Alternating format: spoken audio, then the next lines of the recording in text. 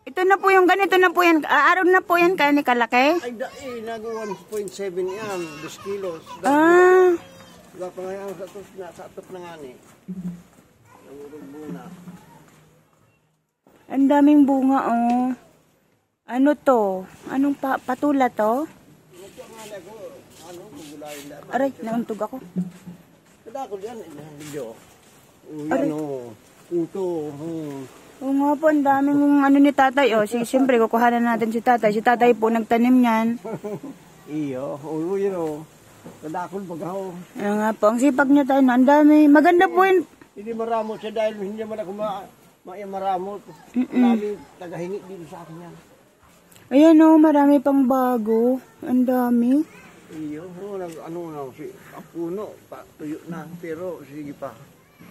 Ano yung opo po? Opo. Opo. Bakit tinatanong sa ko, pakwan yan yung puti. Yan, marami dyan. Ano? Pero hindi yan madaling magada na ano tay? Hello, matagal ang buhay ko. Oh.